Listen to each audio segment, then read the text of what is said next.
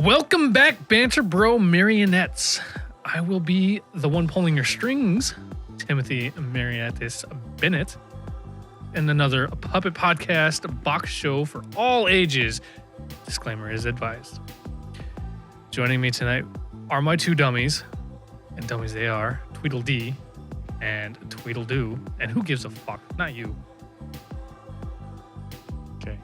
Are we supposed to introduce ourselves now? Oh, you're the dummies, so you tell me. This is Aram Banyan. Proving me right. Jason D. Chandler. Which one's Tweedledee and which one's Tweedledoo? You sort of paused and looked at us. I just got confused. Hell yeah, that was. I like that one, Tim. I like that one. You should know your cue by now. Actually, Aram, you've been gone, so.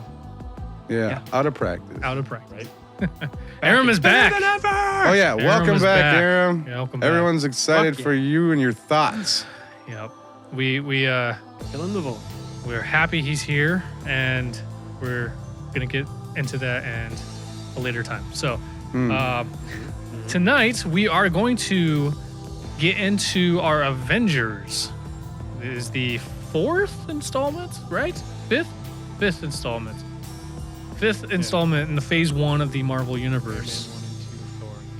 Yeah, Captain. I don't know why I feel like Captain America. I shouldn't. Amazingly enough, I feel like that movie was easily forgotten. Yeah, Why? I don't know. It But didn't do anything like Captain America-y I for beg a to differ. long while. I mean, They it gave you did. He fought Nazis, but I mean, like, he No, wasn't- they spent the whole time in that movie giving you all the reasons why he had the best. He's the best person for the suit and the. It was an origin story. But he's such a good-hearted person, and he deserved the serum and Captain America. It's Captain America. You can't do no wrong. He's got a boner for Captain America right now. Not a bad thing, him and like half the female population. right? It's America's ass. Hell yeah, we do. We'll get to that, and then we'll be talking about our second week of March Madness, our sports films. Before we dive into our Avengers, I do want to give Aram a chance to kind of get caught up and give Oh, his. we're doing that. Yep, we're gonna First? right away. Okay. Get out of the All right. way, and then we'll Yeah. get into Out our of the way. Marvels. You So, gotta catch up So- before we can move on. yep, Aram has at least 3 films from the romance that he needs to From to that romance. throw us his sappy streaming films. Oh. So when you were ready, Yeah. So my first one would be Overboard. okay. Um, Is it the not the Kurt- new one. Fuck Kurt that. Russell The and- Kurt Russell Goldie Hawn. Yeah. Goldie Hawn, the Don't- original? Don't bring Anna Faris into this. I don't know the fucking Hispanic guy's name. Yeah, I've always loved that movie. Me It's a great too. movie. Secondly, I'm gonna hit up. what year was that? Oh shit. I think it was like 1980s for sure. Yeah, Absolutely. I 87-ish. I could see that 1987. I could totally see that. Yeah, 87. Yeah. Fuck yeah. Hell yeah. It Ding, ding, ding, ding, ding. automatically has that 1987 feel Oh, for for sure. whatever reason. Yes. 87 had its own fucking feel to it. How It did that did. work? Because I was Um, born. Because the 80s started getting better. after the Is mid. better the right word?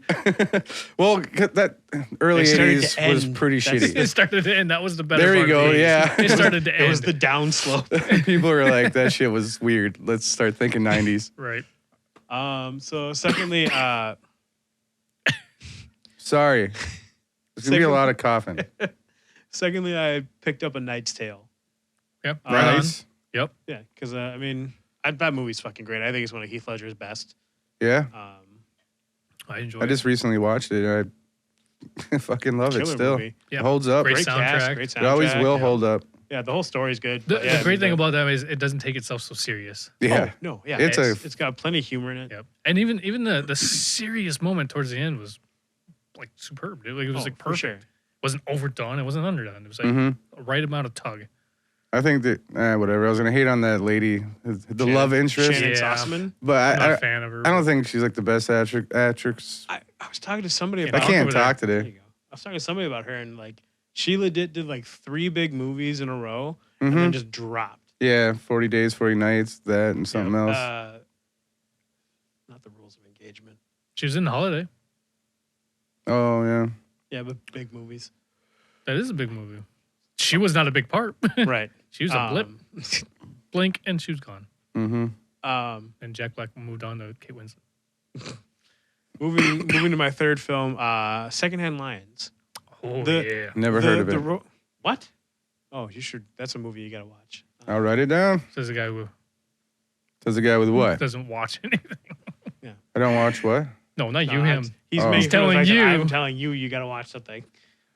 Oh, yeah. You're being a little hypocrite right now, but that's fine. That's fine. I'll actually watch the Oh, shit. secondhand lines. Secondhand line, sorry. Killer movie. The romance is a little buried in there, but it's still like the love story between Uncle Hub and Jasmine is, I think, just super well done. Love the whole movie. Well, as we discussed about the romance thing too, it was the idea, not just like the love of, like between two people, but his was his love for adventure, his love for. There's a broader sense of romance in the movie because it Yep. romanticizes a lot, like just adventures and Absolutely. like, the whimsy of like telling tales. Mm-hmm. So Yeah. Oh, that's one of my mom's favorite films. it's such a good movie. It is. And the alternate endings are actually, it makes me sad that they didn't use the alternate endings. But such is life. But yeah, and that one came out in 2003. Yeah, definitely watch that one, Jason. Okay. I think you'll love it. I got it underneath the replacements, so it's on my I recommendation think you should list. put that before the replacements. Yeah? Yeah, this Second one is like a Alliance must. probably Like, you should- Whatever. If they're not ranked, I'm just saying. No, I'm saying like you should go It's in my watch it when list you go of- home. Yeah. Well, I got to finish Winter's Tale. Well, that's only 20 minutes. You can Mhm. finish it. I'll lend you the DVD. I have it at home. Don't. Yeah, I'm sure it's somewhere. I'm around too lazy to fucking put it in. here. You should be able to. So Story of I his got life. I got story that as well, and it's not that funny. Bazinga! Jesus. But yeah, I have three Oh, shit. discs of Tim, and I still don't watch them. There you go. Yep. You got there. I'm gonna start talking less on this episode. Tonight's not my night. Back, baby. All right. That's right, Aaron. What's night? So let's get into that was your romance. Those are my And those three are fucking- romance movies. Those are good choices. I like all Yeah. of them. I've seen them all too, so that's nice.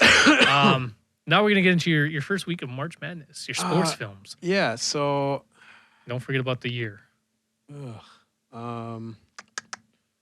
so if I had to picking out sports films, I think the first one I have to go with Major League is probably the first one I Yep. remember watching. Mhm.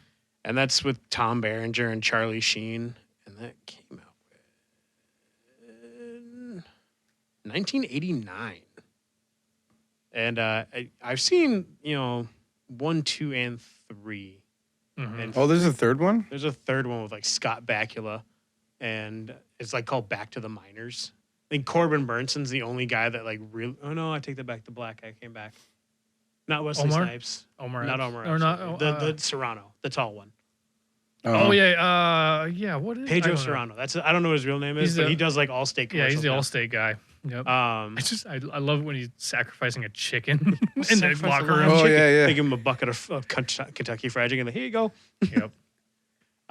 Question is do you like the first one or the second one? Like, do you like because they're both entirely different. they're entirely different films. They're they're the same. Just continue, whatever, it's a sequel, but like Yeah. they have an entirely different feel for both of them. Well, yeah. I mean, what's weird is I think the biggest issue is that they took out Wesley Snipes and replaced him with somebody entirely different Yeah, who didn't have the It same was Omar. Omar Epps, yeah, who from House. Yep. But he didn't have the same feel on screen. Like he didn't have the Yeah. same like I want to say gravitas to him. I know what you're saying. But he had that Axel or lead singer mentality, right? Like he was the greatest. Wesley had Wesley. Wesley had Were the, they supposed to be the playing the demeanor same that was character? drawn. Like he demanded the attention. Like he was I don't know, freaking. He was the one that he wanted to be the best. Like he tried to show it, but you could tell he wasn't like he was putting on airs.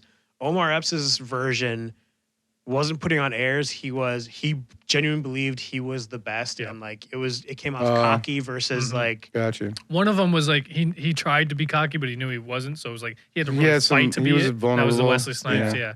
I agree. I know what you're saying. I have to agree 100%. Yeah, and I think that's probably was one a of the shame that he biggest didn't. issues. And like Omar Epps didn't have the same kind of like chemistry on screen with anybody. Like Yeah. So between him and both Charlie. actors were playing the same character. Yeah. Okay. And it just Yeah. They felt should have rewrote the fucking character. Yeah. And Omar Or- Epps is decidedly younger than Wesley Snipes. I'm pretty sure. Right. Absolutely.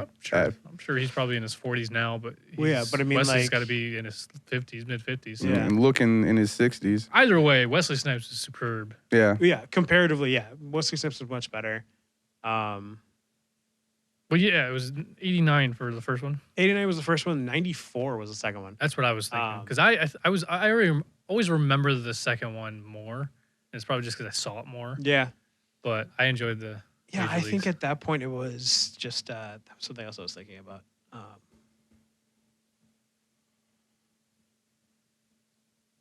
I lost it, so we'll just move on from that. All right. What was your first one? That was my first one. It was Major League from 1989. Not Major Good choice. Pain. Like I think we fucking- talked about that. Oh yeah, that was. 'Cause we both felt like, no, it's too easy. I thought you were gonna be that. like, I'm choosing Major League 2 though, because that one I thought you liked the 2 better. Yeah. I think it's just because I see it more. It always sticks with me. Yeah. Honestly, the best part about Major League 2 is Randy Quaid for me. Like when he's like, because he's like the fan that believes in them, and then they start to suck, so he's just booing them That's the whole time. right. It That's is right. Randy Quaid. That's Yeah, right. it's Randy Quaid. That's right. I Wild thing. Yeah. The crab your neck and choke thing. That's why I forgot that was Randy Quaid. They'll blow up the playoffs. They will. And then you got the guy. Oh yeah. Yep. I remember that. Yep. So second movie, The Fighter, with Oh, Mark Christian Wahlberg Bale. Yeah. and Christian Bale. You like that? Great I like movie. it. I thought it was really well done. I I thought don't like it. Christian Bale made a great crackhead. Yep. Actually, Christian Bale. Mark Wahlberg is not believable to me in that film. I just can't take No? him serious as that kind of fighter. honestly speaking, I Well, he forget played about a- Mark Wahlberg in general with that movie. Like I remember Yeah. Christian Bale, Amy Adams. I Yep. thought was actually decent. One of the few times I actually found Amy Adams attractive too. I don't know why. I don't think she's that good looking. You think she looks good white But trash? in this movie, she's white trash bartender. Boston, Like, white trashy Boston too. Like I grew up in New England, And so she I mean, tells- There you that's go. my turf. That might be okay. oh There you yeah, go. she's bossy. She's like, because Mark Wahlberg's pretty fucking stupid. yeah. He like He's stupid. And he's whipped by his family, so she just knows takes that, him. so she Takes takes advantage of charge that, and yeah. like, if you're gonna do good things, you need to do this and blah blah blah Yeah. and step up. And I personally have to agree. so Aram needs somebody like that in his life, Absolutely. and that's what he's attracted Love to. of Christ, yes, I do. That's what you're attracted to. I have to agree. I think that the what made that movie personally for me decent was Christian Bale. Yeah. And I'm not even a huge fan of Christian Bale, but he never does bad performance. So But yeah, like, that moment where they when they watch the documentary and he realizes about being on Yeah. crack. Yeah, that whole when that he whole realizes that, and then there was like an interview or something, like somebody asked the documentarians like what's this movie gonna be about? They're like, no, it's about crack. Yeah. yeah. scene. Like when, So like how they sold that twist or 'Cause turn. he thought he was talking about fighting. Yeah, Yeah. He Yeah, he thought viewed he it was as being a praised comeback, about being yeah. the fighter he was and Yeah, all he this. didn't. And He didn't know till he was watching it in prison. Yeah, Like- and that's when he realized And how like fucked the whole up he family's was. watching it like they're watching it on HBO. That's Yeah. what it was. I like that. that came part. out when? That is 2010. So even that's fucking 11 years old. Yeah, Shit. damn. Yeah. Crazy. And then, Weird. The older I get, the more time seems to be not that long ago. right? In retrospect, but Right. The then you look at numbers. numbers say otherwise. Oh, what? Yeah, but it doesn't feel. So a third movie I'm gonna pick. This is gonna be a little bit off the wall, but Mystery Alaska Oh, damn. Yep. Kurt with Russell. Russell Not Crowe, Kurt not Kurt Russell. Russell Crowe. Good try though. Never heard of It's it. because of him. We were talking about Winter's Tale, and Russell Crowe was in Winter's Tale, and he said Kurt Oh, Russell too. it's my fault because we had a conversation. And because you called Russell Crowe Kurt Russell. Did I? Yeah, you started to, and then you caught yourself. I mean Oh, Russell Crowe. All right. So I just Yeah. pulled the fucking you. Yeah. Yeah, fascist Russell bastard. Crowe. I'm sorry. Hank Azaria, Mary McCormick. Oh, fuck, I forgot. Mike Myers is in this movie. Is he really? Like he's credited. There's like a bunch of Is great. this a must see for me because I have not? I wouldn't say it's a must see. It's a Right. good It's flick. good and it's real. It's a true Gotcha. story. So Yeah. it's Ooh, I like it's that. a good. Well, It's Definitely a good movie. the classic story of a hockey team from Alaska that plays pond hockey having to play the New York Rangers. okay, underdogs. Or Yeah. wait, no, it's fucking worse than the underdog story. South Park made an episode that made fun of it. Okay. What don't Like they when- make fun of though? Huh? What That's true. don't they make fun of? Yeah. But it's just a very obscure sort of like thing to make fun of. Yeah, would be they really had nothing else that day in writing. That was the one where Stan's coaching the Pee Wee Hockey League, and at the end they have to they have to play the New York Rangers, Yeah. and the kid's dying, and she's like, "Why God?" And he just dies as they're losing. But I think honestly speaking, the best line in that whole movie is the classic character that's the promiscuous one. He's like trying to explain to somebody. He's like, I play hockey and sleep around because those are the two funnest things to do in cold weather. That's I can't argue with that one bit. Right? If I was living further up north, I'd probably be a whore. There's like a ton of fucking people in this movie too. Cole Meany's in it. Fucking Mike Myers. That's crazy. I didn't know Mike Myers was in there. Michael McKean's in it. Yeah. And that was made in 1999. I thought it was older than that, to be honest. No. I thought it was at least early 90s. I mean, it seems like it's forever ago. Right. Well, and it flew so under the radar, I'm pretty sure. Also, I think it's the feel of the film. It's not a lot to it, so no, yeah, it has that very like just basic, typical 90s, early 90s. Yeah. Oh, hey, we don't want to spend a lot of money because we don't have it. So let's do this. Yep. Three spots. Most definitely. 3 places. They probably they dropped most of their money on Burt Reynolds, who's in this movie. I forgot. He's down at the bottom of the fucking list of who's in this movie, but I remember now Burt Reynolds is in this movie. Burt Reynolds. God rest his soul. Yeah, so those are my 3 sports movies from last week. Last week, yeah. For last week. Cool. Right on. So, Yeah. Avengers, mound up. The Avengers. Avengers Initiate. I don't know. Yep. It's a symbol. Yeah. Something. I did the regulators because I like hip hop. I almost said Roll Out, but that's Transformers. Hey. And yeah, no one's representing those movies. Fuck that. Nope. I don't. Nope. Holy shit. Yeah, so the Avengers. This is the 5th installment of phase 1. And I think at this point they actually figured out, hey, we're doing shit now. Oh, yeah, for sure. So now. Oh, this is the one they were like, this is the last 3 movies are a setup. Yes. Like, yep. And like, bam, I don't know, it all worked. It was nice to watch. Yeah, basically, yeah. It was at that moment where they're like, we got to have a big climb. Because it was a big fucking hit, too. Like, it was a huge, massive hit. Yeah. I remember being stoked about it. Mm-hmm. I remember being like, I'm fucking going on that the day it came out, which I did. Yeah. And I was not disappointed. Yeah. It's a killer movie. Yep. So, before we get too much into it, Aram, you want to do the honors of our details? So, this movie came out in 2012. It was rated PG-13. Not that I think any of us give a shit about that, but so it was directed by Joss Whedon. And anybody who doesn't know who the fuck that guy is, he did Buffy the Vampire Slayer, Firefly. Wait, no, we got to bleep that out. He's canceled. I don't give a fuck. He's canceled. What? He's in trouble for being a fucking jerk and a pervert. Oh, yeah. I didn't know he's a pervert, but I've heard he's been in trouble for being an asshole. Yep. Yeah. That's all I've heard. So sorry to interrupt. I don't know about that. I mean, what? Yeah, there's ladies that... You say that about anybody in Hollywood at this point. No, there's whatever. I don't care. I'm not saying it probably isn't true, but I don't know. Yeah, I see your point. Joss Whedon also helped write the screenplay. It credits him as writing the screenplay, and the story was done by him and somebody called Zach Penn, who I don't know offhand, but I can see what else, if my phone wants to cooperate. I think it's irrelevant when it comes to the writers. Half the time. Oh, he worked on Ready Player One, apparently. But yeah, irrelevant. Joss Whedon did Buffy. What were you saying? You said... Yeah. He did Buffy, Firefly. I mean, those are yeah. the biggest thing. Angel. Yeah. Those are probably the 2 biggest pop culture. Dollhouse was another one he did. Yeah, he worked. Yeah. Basically, a lot of shows that were on the WB or the CW. I would say back before it was WB, CW. He did some good shows, though. He did. Like, And Firefly is one of my favorite things ever. And that's the one thing I can say. Serenity, Cabin in the Woods, one of his films. That's the one thing I will say about the guy is, all this bad shit, whatever.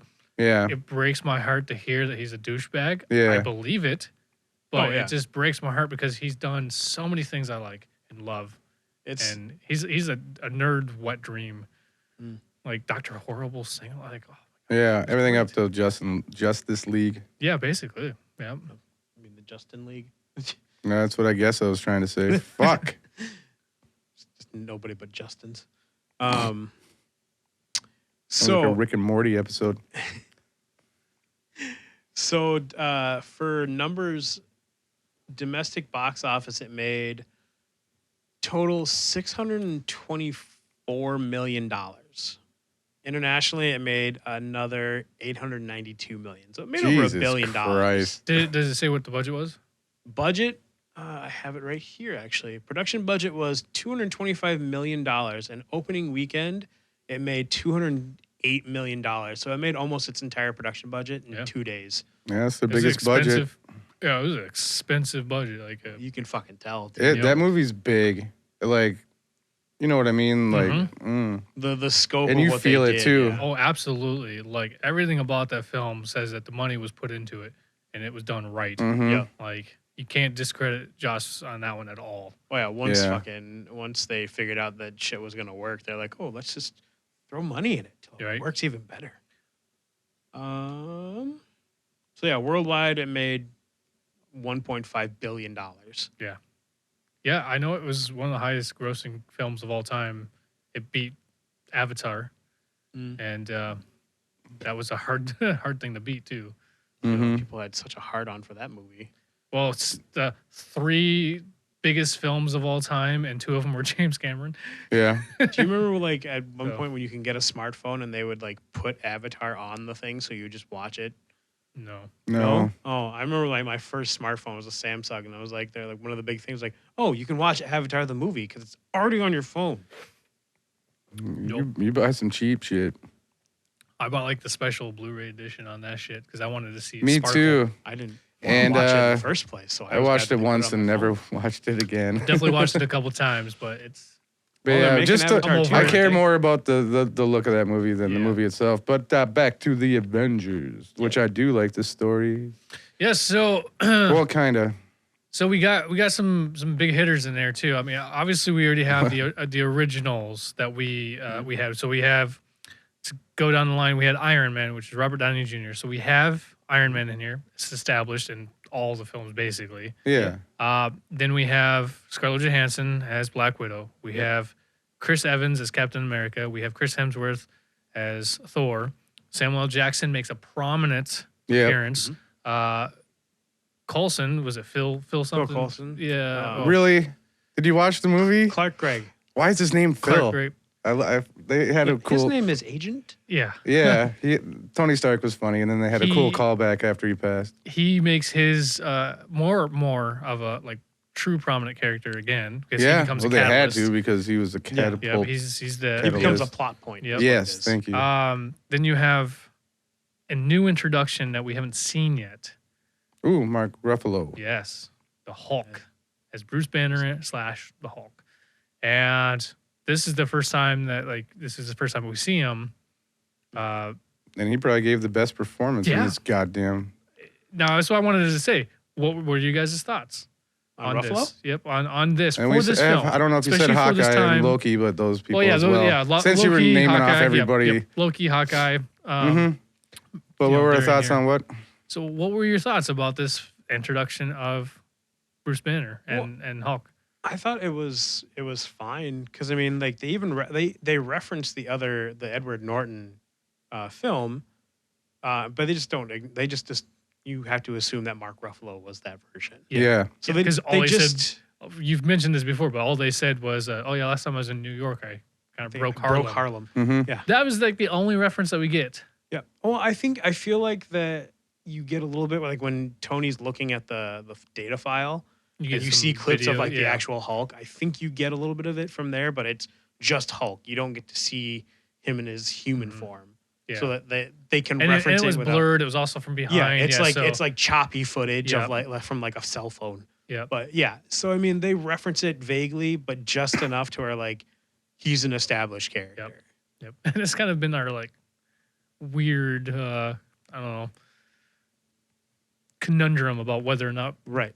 that whole thing even Well, because and they exists. bring William Hurt back as Thunderbolt. Yep. I mean, so I mean it's there, but it's not. Yeah. It's the Highlander 2 of this franchise. It's just is really like- what it is. It's just Omar Epps playing Wesley Snipes. Okay.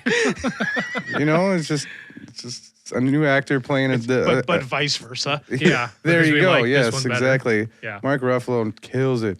Yeah.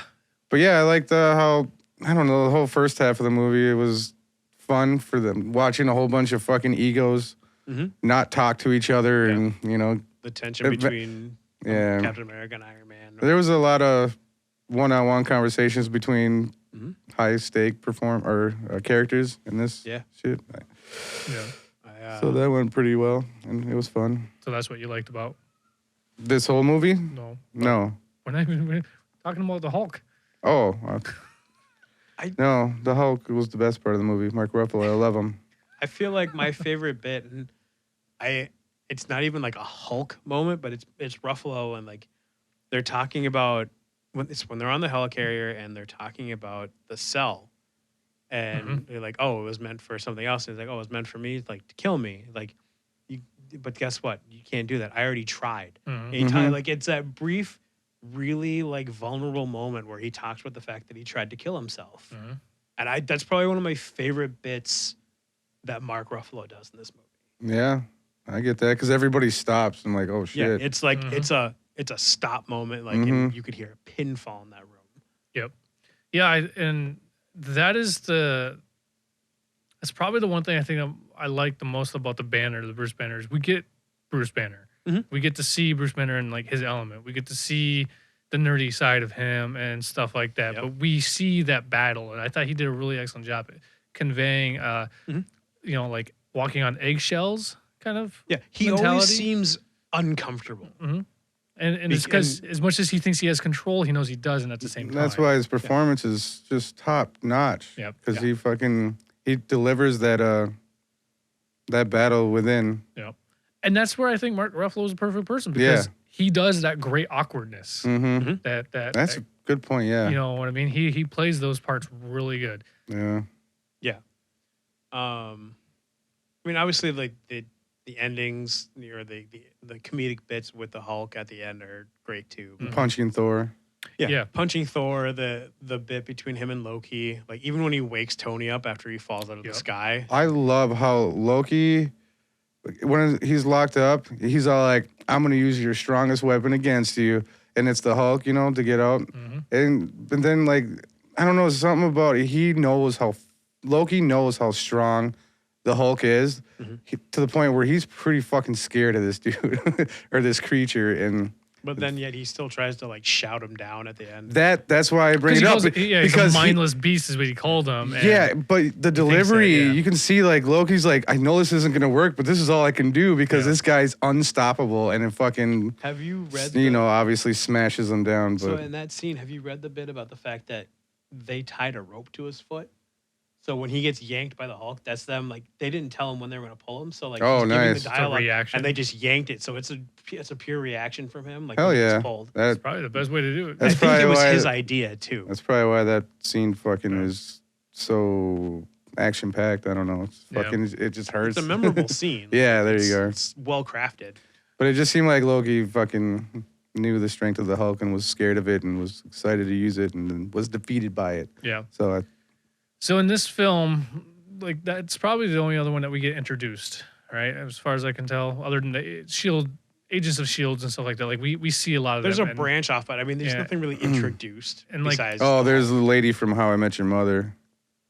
But she's she's part of the Agents of Shield. Yeah, I don't know. She's in a bunch of movies. Colby so Smulders, yeah. I think their name is. Yeah, but she's a part of the Shield world. Yeah. I'm saying like that's other than the Shields, which is prominent, which we were already aware of that from talking about the stuff. Yeah. I think that was all that we got. I think it's all the main big hitters that we needed. He's the only member of the Avengers that didn't have his own movie yet, technically, like with Mark Ruffalo. And he wasn't ever intended to have one either. Yeah.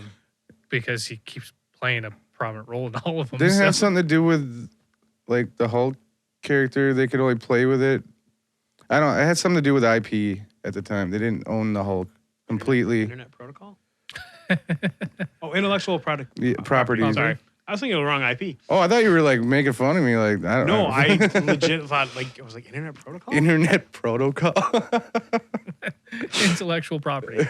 I don't know. Yeah, well, I mean, they didn't really intend to do it because they already tried and it just didn't work all that well. You know, they just tried to do it twice and both of them were. Yeah, I thought kind the other of a movies flop, were made by different Studios.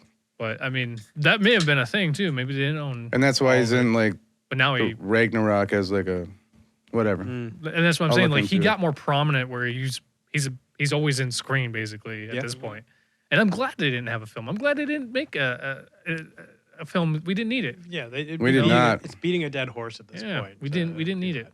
So, when we talk about this is a large film. We talked about it already. It's it's what 2.5 hours. Yeah, 2 hours or something like that. 2 hours 13 minutes. So I didn't feel long though. The pacing trucks, pacing and the beats were well done. There's a lot that goes on in this though. Yeah. And it's not, like from the get-go you get your characters being introduced, but where did you find the point of like, if there was one, that you were ready for it to move on to something else? Oh, like you were getting bored? Kind of. I don't want to say, because in this film it was really hard, I think, to feel bored as much of like, there wasn't one. let's find something else new. Maybe is what I'm thinking. I feel like probably my biggest thing is like when they start assembling the team, like when they go to see Tony Stark and then they go to see Captain America, like those scenes, like especially between Tony and Captain America, I was just like, these are a little long. Mm-hmm. Like you could have shortened them up a touch and like moved the movie along a little bit, just a slightly. Like I wasn't bored, but like it seemed unnecessary. For me, I know what you mean. I thought it was necessary though, but they were just like obviously like introduction shots or sequences. It seemed like it was a little out of place, like a little forced. Yeah. Maybe it felt like they felt they had to do it. Mm-hmm. These little introduction shots to get everybody. Like we really didn't need Tony Stark. He could have just popped up on the ship with his jokes, and we would have been fine without him and Pepper and the Phil jokes. That would have been fucking great. Between that, we needed the Hulk thing. That would have been cool, and the we definitely needed the Black Hulk Widow thing. The phone call that worked out really well. Could have gone with it. No, we needed that. He's just like remembering, like you can just hear his inner monologue, and he's just going over the memory of when he was frozen. Like, like I was like, what? You wouldn't remember that. You're unconscious. Just release this movie. I would say at this point, the way that they're trying to do it is like you don't need to watch the other films to watch this film. It's like they're trying to make this on its own. And it kind of would make sense if that's their goal. It's contradictory. Well, exactly. I don't know if it's contradictory. It kind of makes sense given that this is the Avengers, not the other three. This is a whole other, like this is its own separate little world that they're dealing with.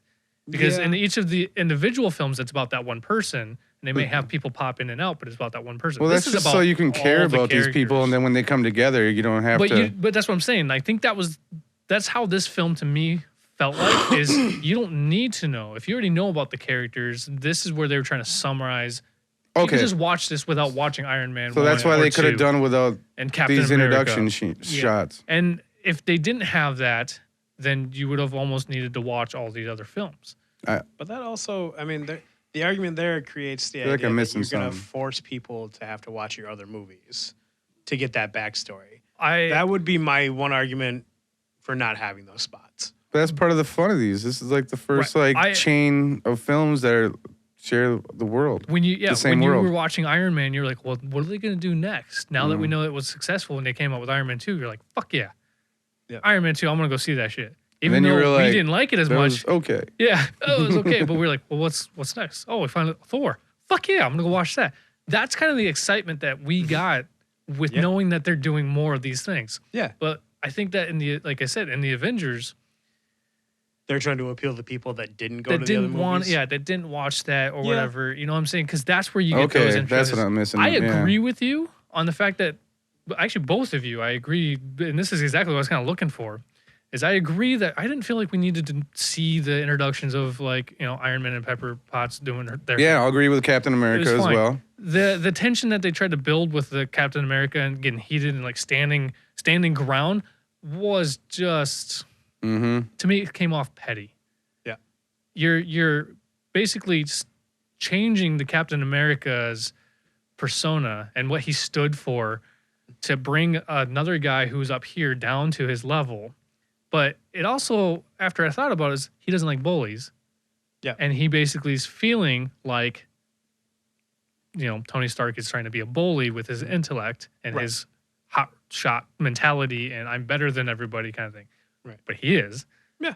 And at that point, I feel like Captain America's playing the bully, trying to pick a fight with somebody he doesn't need to pick a fight with just to put him in their place. You see what I'm Right. saying? Yeah. And so, like, I just had a problem with that because it didn't feel, personally for me, genuine. It didn't feel natural. It felt kind of forced. It felt like they did it intentionally. When I watched it this build time up the around, I steam. was like, oh, you guys are setting up for Civil War. Isn't this cute? I thought that same thing. I thought that same thing. I'm like, oh no, look at that. I won't say that was the idea, but like it definitely starts the notion of it. But yeah, It was it didn't obviously, come like, across natural. I agree. It was obviously the setup to like. And that was the part where I was like, all right, hurry along. Yeah, I felt the same way. Because to me, like I said, it felt petty. And it only felt petty the fact that we didn't need it. And as soon as shit went down, he's like, oh, go get your armor. Let's go through routes. Go get your armor. Go Oh, get your yeah. armor. And then shit goes he's down. Like, go put on the suit. Yeah. Yeah. I'm like, of course. Like, I don't That know, whole it's like, scene was just supposed to be like, I think it was supposed just to a be bigger like. dick. Yeah, that's what a bunch of egos that Yeah. won't talk to each other. Honestly, they're all just Between that posturing. and having Thor just like laughing in the background and making like weird comments because he doesn't know how to be there. I Yeah. love that, though. Yeah. That's out of that entire little heated discussion. Thor was the one I was like, that seems oddly appropriate. Yeah. It was, I was like, you humans, so pathetic and so tiny. Small. Yeah, I was like, yep, that Yeah. seems oddly appropriate. But then that exact scene that's when you've got Bruce Banner come through with that one fucking moment that brings everything to a screeching halt. Yeah. I And actually, that was a saving grace about that. Yeah. Yeah. since we're in this scene, this is my favorite scene. That high, tense, like, it just continues to build tension, and then Loki breaks out. Like how they did it with the conversation, the slow build. It started with uncomfortable introductions, and it just gradually built, and then boom, we get the Hulk. It was just a very well done. And there was so many like I guess they call them one shots where the camera is going for a long time without cutting, and the people are just. It's just kind of circling. You listen around to their whatever. banter just get a little bit more heated and heated, and you guy's feel playing it. Galaga. And then like the tension as when I was watching, I was like, "This shit's uncomfortable." Oh, this is what Hulk feels like. He's gonna pop. Well, and he grabbed the scepter, and that was where And then him not knowing he holds it, he's like, Yeah. It's And my favorite scene I in the have to whole agree that- sequence. That to me was that saving grace about that scene. Like it made everything feel okay. Yeah. Otherwise, it would have been very boring, and Yeah, it was would have just been like what's the point of this? And you're saying it right too. You are.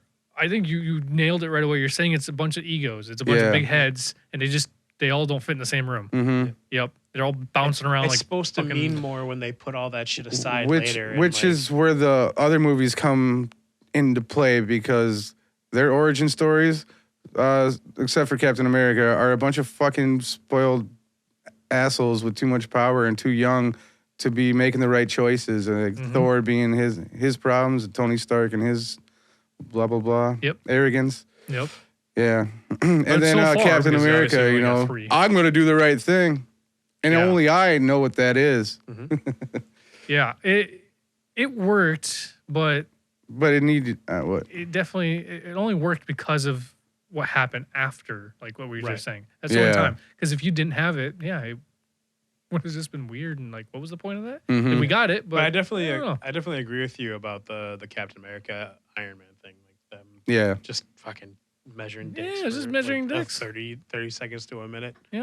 I mean, basically, it's right there. Captain America is trying to say, you're no better than anybody else. But I'm better than all of you. I That's thought all for I a heard, second, really. I thought Captain America was making a joke. Like, you can't do shit without your suit. Like, get your Yeah, suit well, and he- then talk to me. Like, you, What did he because say? Who are you without your suit? because he got all offended Billionaire with Stark was thriller. like, you're strong because of something that came out of a bottle. Yep. And it's like, oh, that hit you hard. you got all offended by that, Captain America. But and that's where like we've seen this is where watching the original movies you see that that's not the case. It's Yeah. everything inside of him Yeah. that made him who he is. Right. The serum and stuff was just the physicality that helped and strengthen everything that he can use. That's them do the not job. sitting They gave down him- and they gave talking him and the getting to body. know each other. Not that they have all the time in the serum was world, tool. but But the passion and the heart was already there. That's why he was the perfect person. Mm-hmm. Iron Man, on the other case, it was like when he asked him, "Was like, what are you without your armor or your suit?" You know, Mm-hmm. billionaire genius. Oh yeah. It's like that's all you got. It's like, well, okay.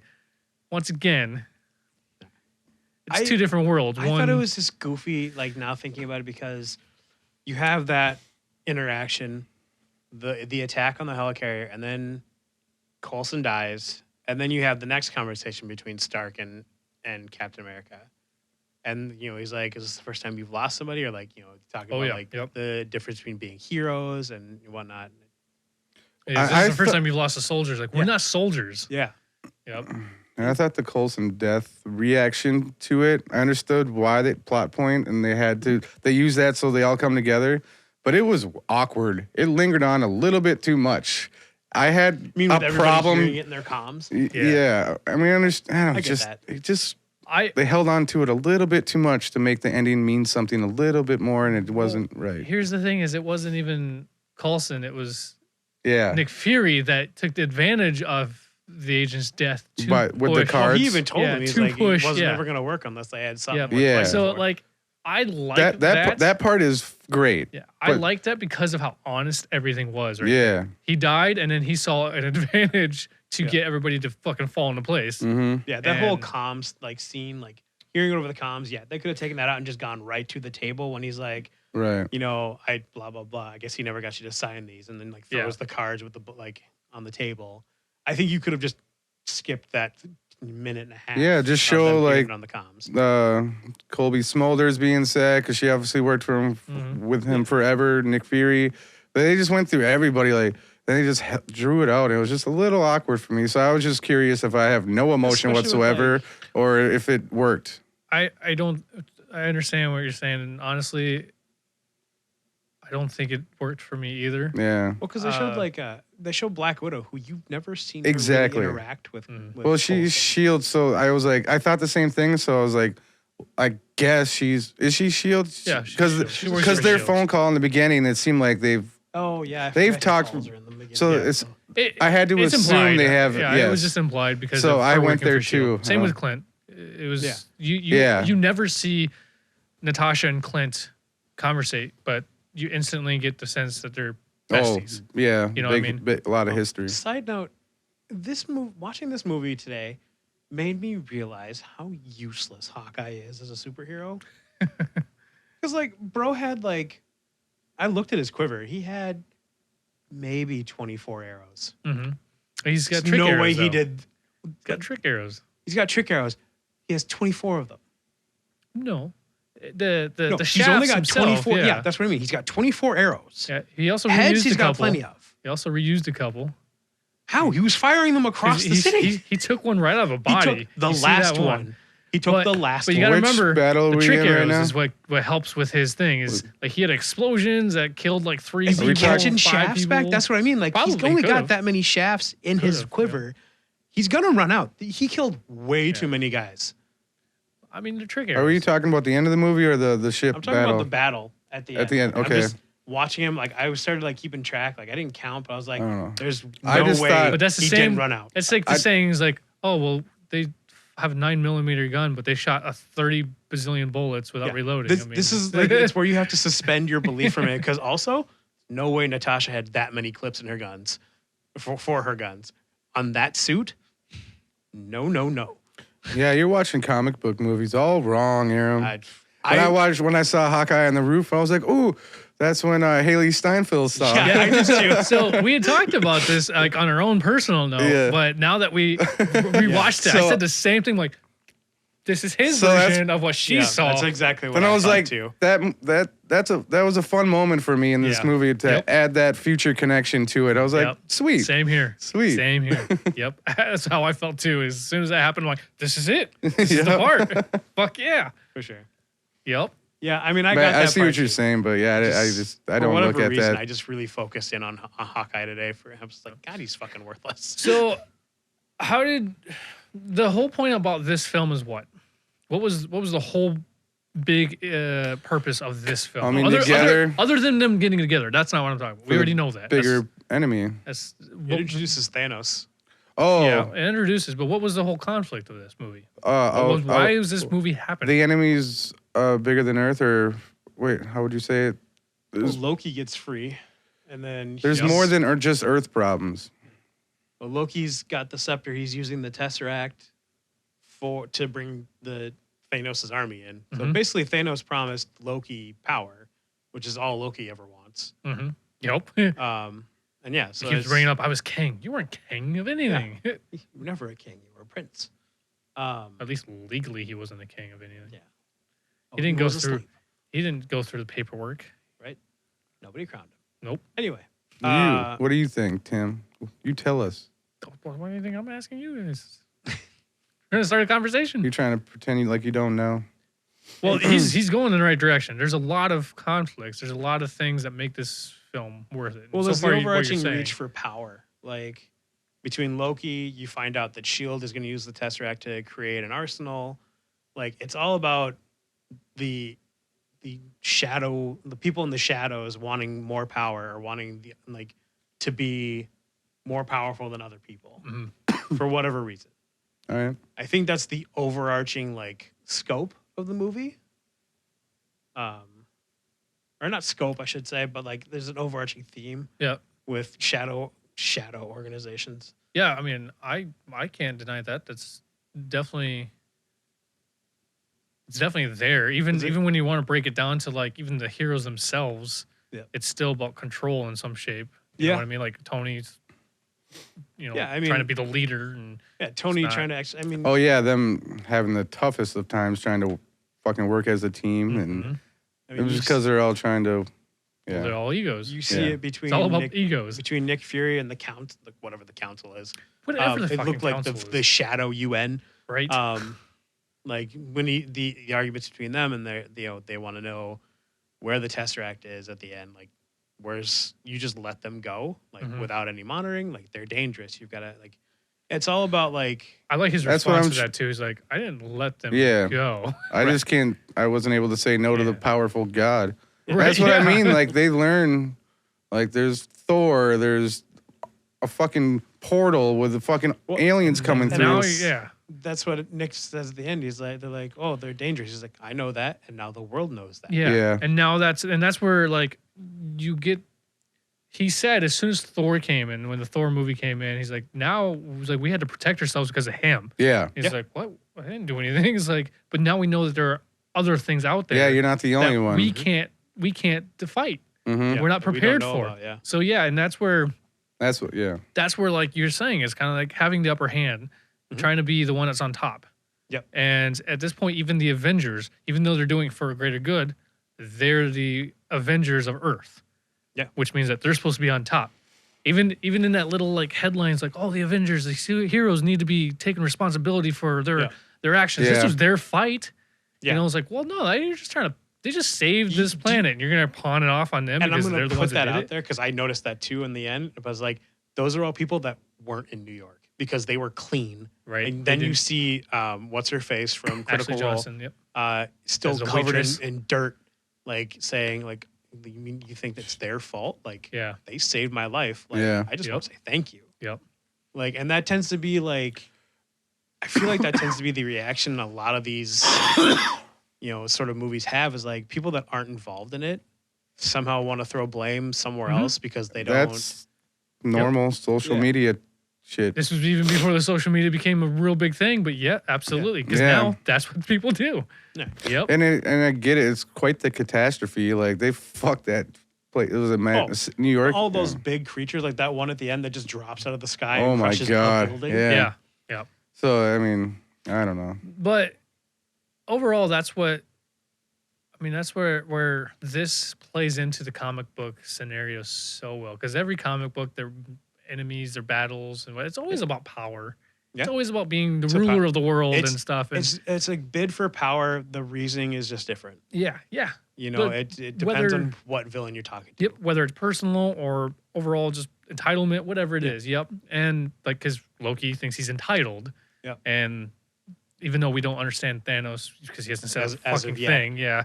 But we get the understanding that's about control, domination, ruling everything kind of thing. Yeah. He's doing it and that's he's doing it you'll find out in a bid to in a misguided way to make the world a better place. Yeah, worlds, plural. Yeah, make the Bazillions of them. universe Yeah. a better place.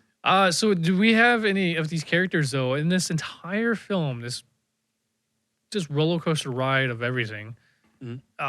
Did you find that you were favoring, or you had a particular character that you were more enthralled with, or maybe it was different that you didn't expect from the movies? Because there's only really one character that we haven't seen before, and that was Bruce Banner.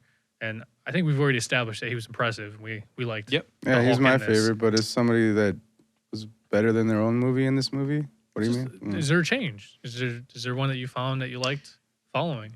No, I don't know. Mark Ruffalo for me. Personally speaking, I think I'm probably would, aside from Mark Ruffalo, but I would probably favor Captain America, just because I like the quirkiness, like in his comedic beats when he's like when they make the Wizard of Oz. He's like, I know that one. Yep. Like Yeah. you get that bit of quirkiness, and he's funny, but like he's also very like Out of place. out of place. Like there's that scene right after he gets shot out of the window from the bomb, and he gets up, and you can just see how like worn out he is. But it's like classic, like I can do this all day. Yeah. Mhm. Or he says to Thor when Thor says, "Are you ready again?" He's like, "You getting tired?" But like he's like he just got picked up because he got shot in the stomach. Like Yeah. so, I probably favored Captain America. Although I will say at the end, I really loved when Stark is flying the nuke up into the portal, and Jarvis goes, "Should we call Miss Potts?" He's like, "Might as well." Yeah. Because like he like even Ooh. Captain America's like, He's prepared. you for know not this coming is back. a And one-way then trip, right? her not answering her phone or checking it, I was mad at. Like you and the Quivers. She's always calling him whenever he's in danger. She's always The and- one time and then she doesn't have her phone. the Yep. one time. Oh my God! If you're watching it on television, you know that your lover is in this battle.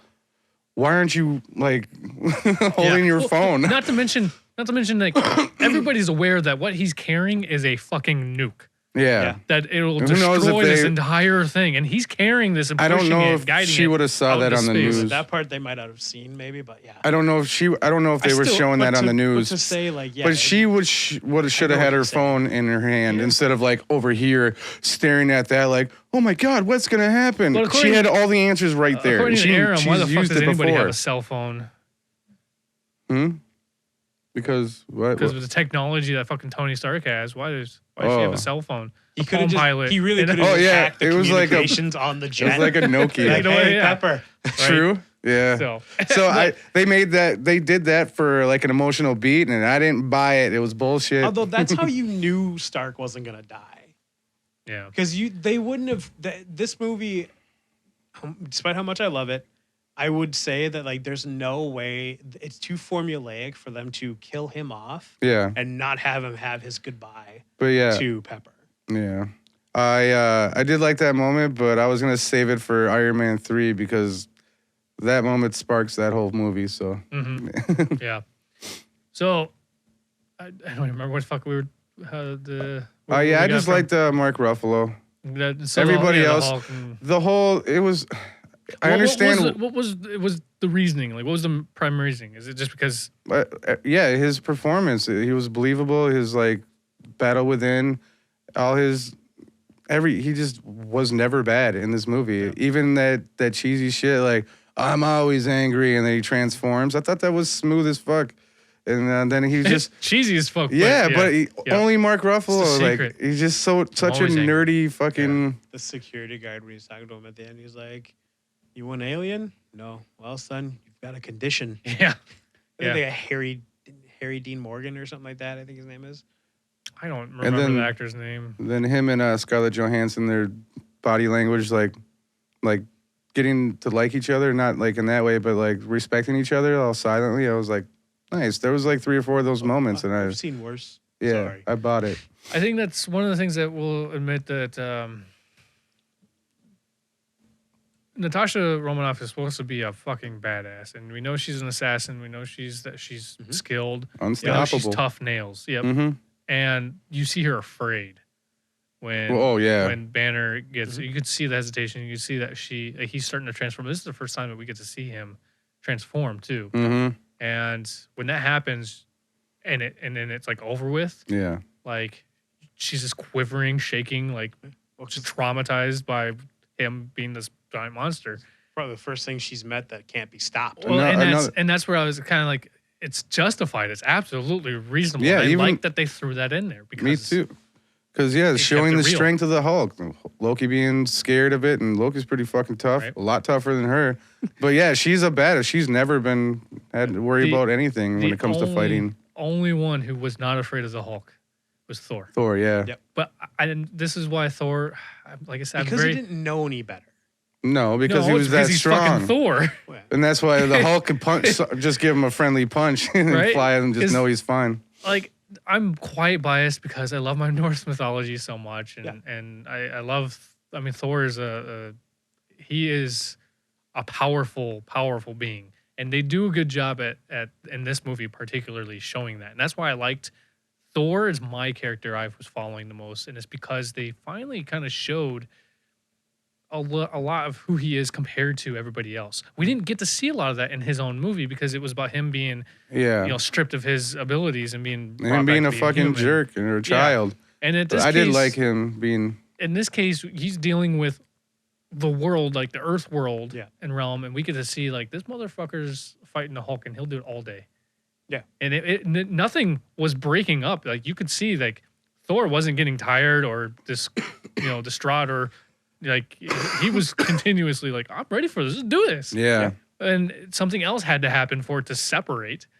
And yeah, like you said, that's where the Hulk later on fucking punches him across the room. Like, I was like, oh, he likes him. Yeah, like that's his love tap about. Yep. Good but it's job. also like, fuck you, right? Fucking douche. Because he knew he could handle it. Yeah, and that's what I really like that they did that. That whole fight scene was probably my favorite scene in this entire film was him and Thor. And it just shows you the power of Thor because people, I just feel like you don't understand. Like people don't tend to understand. This is why he's called a god. Mm-hmm. It's not that he thinks that he's a god. They made a little joke about that in the first, the Thor movie, and it fell flat, in my opinion, because he's basically saying this is like his first time at Earth, and in the first film, whatever. Yeah. I don't know. Thor's been mine because he's stubborn and he's not the brightest bulb, but he's powerful. He's a blunt tool, just like his weapon. Yes, he is. But he also is. He's smart enough when it comes to fighting and strategic military type stuff, like that. Like he can fall in, and that's why he was able to take Captain America's. He respected Captain America. Yeah. Even when they were fighting in the beginning. Right when he stole Loki out of the ship or whatever, and he kept calling Iron Man a Tin Man or a Metal Man or whatever. I think it was Metal Man. Yep. And then what did fucking Captain America do? He went down there with a parachute and stopped the fight. Yep. He had no intention of continuing the fight. He just wanted to stop. Well, I mean that's the way to look at Captain America in general. Like he never wants to fight. As a shield, he's only there for defense. Like he defends things. Like he doesn't start any fights. He doesn't, he's not there to hurt people in general. Like he's there to defend. Like he said in his own movie, I don't want to kill anybody. I just don't like bullies. Right. Yep. And in fairness, Thor can be a little bit of a bully. Yeah. I've read enough Norse mythology. Right. This is bluntness. This is the overarching, plot of this film was pretty face value. Yeah, it was it was the weakest part. Yeah. Oh, it's so hard to work together. It's fucking, I don't know. But, something so powerful had to make or some guy had to die. When you have a team movie like that, like we'll go into sports movies, like any time you get a ragtag team together, there you go. You've got to find a way to galvanize them into a unit. I totally get why they had to do these plot points, but it was just like, I don't know. And I think that's where having their individual films really do help. It does. It does. But like that wasn't the point I was getting at either. It just helps. Mm-hmm. In general, I have to agree that you don't need to watch those other films to watch this film and be like, oh yeah, I know what's up. I get the understanding. I get the gifs, Yeah. But yeah, was there any scene that you like the most? You guys? The high Favorite? tense one on the Yeah, plane. you did say what was yours? You didn't say what yours was. I mean, sorry. So it's either the bit about Mark Ruffalo talking about trying to kill himself, or the part that really makes me chuckle is at the end when Tony's like, "Hey, have you tried shawarma?" Yeah. That whole bit I thought was very funny because like there's like a shawarma place like 2 blocks from here, and I'm like, and the city's falling apart at this Yep. point. So those are probably like 2 of my favorite bits because they even did a cut scene. Yep. Little end Where credit. they're The just, end like, of the credits. Yeah, Yeah. like they're in the shawarma shop all just eating. Oh, I love that. Yeah. They're just tired and like hungry. and they're just like sweeping up around them. Yep. No Yeah. way any of that food was used. And it's funny because they're all like, they were here, they destroyed the city, and now they're nowhere to be found, and they're just fucking Sitting getting there some eating food, some shawarma. What the fucking fuck is shawarma? It's exhausted. a Middle Eastern food of some Yeah. kind. I'm curious though. Yeah, they were. I can't remember. It's just like a wrap of some kind. For sure. What was the end credit scene on this one? Not besides that one, because that was like the end credit. That was the entire end of the credits. Yeah, that was the second one. Yep. We were So- just talking about Thanos. Oh yeah. Yep. Sorry, I for some reason was transplanting the Thor cutscene in this one. Because we get some dude in the hood be like, oh shit, Earth is not to be fucked with, right? Is that Yep. Basically, that's what he's and saying. then Yeah. Thanos He or misunderstood Thanos that smiles humans aren't, like, yeah, as weak. that's not going to stop me type of Right. thing. Or maybe that intrigues him to mess with the planet because they're so powerful. I don't know what his smile was implying, Way but did they get a load It was a of challenge. smile. it hit that radar for that guy. His smile was His radar. his smile was challenge accepted. There it is. That was his. There it smile. is. Challenge accepted. Yep. And damn straight, fucking, we get to know all about that later on. Mm-hmm. But did you guys watch this in theaters, right? Yes. do you recall? I believe I so. think I did. Okay. I know I did. I remember it very well. And when I saw Thanos pop in there, being a fan of Thanos way before, films, well, this is his first appearance. But like, I've always been a big fan of Thanos. He's always been my favorite villain, anti-villain kind of character.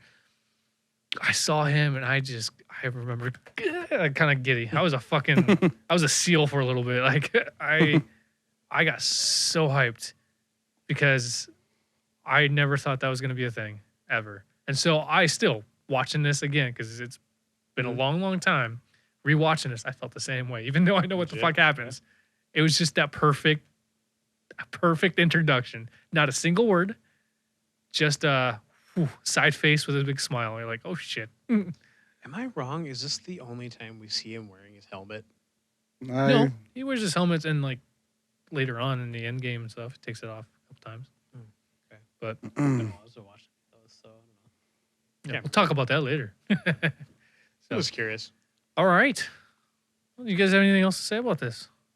No. Okay, go back to it real quick. We have the Iron Man, Iron Man 2, we have Thor, Captain America, and then the Avengers. The first Avenger. Yep. And out of these 5 films, do you have a favorite now that we've watched for phase 1 at least? Still Iron Man 1. Yeah.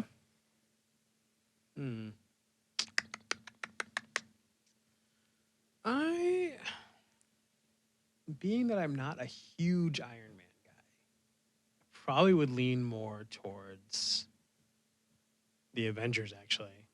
Like, I liked Captain America, but I think I like this more. Yeah. And Thor was just sort of okay. Like, I wasn't like over the moon about. It had plenty of funny points, and like I thought it was well done, but it just wasn't my favorite one to watch. Well, I think we all can agree about the Captain America. And I guess Iron Man 2. I think we're both in the same, all of us are in the same boat. Because we talked about that too in the last episode, that Captain America, it was good. Yeah. It was appropriate. But it just kind of lacks something. Yeah. One of the biggest complaints that we said was the graphics. Right. This movie was pretty expensive, but the fact that these graphics that were in a place, or at least is what I brought up, was the graphics they used in Captain America or real life today's situations, like big warehouses and things like that, and they look shitty. But then you have Thor, which takes you to a whole other world, and it looks real. It looked phenomenal. Captain America was almost like they were trying to make it seem like they filmed it in 1942. Well, yeah, and they did. They showed it, but my God, was it noticeably go, hey, that's CGI. There's a few, sets there. That's all green screen, baby. And that's what I'm getting at. Is like they didn't want to put the money into that or something. Right. They did. So Iron Man for you, and then it was obviously Avengers has the most high octane, action packed, smooth at battles ever. But and it wasn't a dull moment. Big scenes. But I still love that fucking story of Iron Man. So hell yeah, I can't deny that. It was great first introduction to this entire world, this whole Marvel. And that's why it was probably the greatest, because they didn't know they were doing this yet. Yeah, and then now look where it's or at. To me, it was. Maintained some of its purity. Yeah, it's still innocent. Yeah, didn't have an expectation at that point. All right, let's pass the ball. Yeah, I had sports. I didn't even tell mine. You don't give a fuck. I don't. He's getting impatient. Yeah, I am. It's all right, Sam. Fucking better be. I just won't say mine then. So let's go into the sports. Somebody else. You want me to apologize? Because I do feel bad. You should. Just fucking move on. Somebody's trying to run this ship from the back. Right? Nah, I just forgot. I'm used to you ain't 2. Paying attention is what it is. Used to 2. I've been gone for 2 weeks. Mm-hmm. It's 2 weeks too long, apparently. Has it been 2 weeks? It feels like 3. But I guess it's because the other. It is only 2 episodes. Yeah, that's right. It was the other. Oh yeah. That's why it feels longer. So, let's do it. Let's do the March sports balls. Sports bars. Sports got chest bump. 4 goals. You went first last time. You want to go first again? No, Aram's back. Let's him do it. Yeah. All right. Yeah. You're usually the one that goes first, so. What? Okay. Except for you weren't here. So I think the first one I'm gonna pick is Remember the Titans. Nice. Yeah, I love. Definitely on my list, but I didn't choose it because I knew one of you guys would. It's one of the best sports movies ever made. Emotionally. Ooh. Yeah, it's a powerful film. Yeah. Denzel Washington. In multiple ways, too. For sure. Mm-hmm. Multiple ways. Tragic. So many tragedies in that movie, too. Right. Yep. God. That movie can make me cry on an emotional day, I guess. For sure. Yep. Came out in 2000. By Disney. I believe so. I think when I last watched it was on Disney Plus. I feel like it was Disney. Yeah, it has that Disney movie feel too, like good vibes and important message. Good writing. I don't know. Yeah. Disney's always had quality writing. Yeah, for sure. Yeah. Can't deny that. I know. They have the money to hire the better people. Yeah. Most definitely. But yeah, so I mean, Denzel. That absolutely feels like a 2000 film. Mm-hmm. But it's just crazy to think about a couple years before that, shitty stuff. Then you have 2000. It's like, oh, much better. Somebody at Disney went, you know what? We should really figure this shit out. Right? We have enough money to step it up. Right? I always forget Ryan Gosling is in that movie.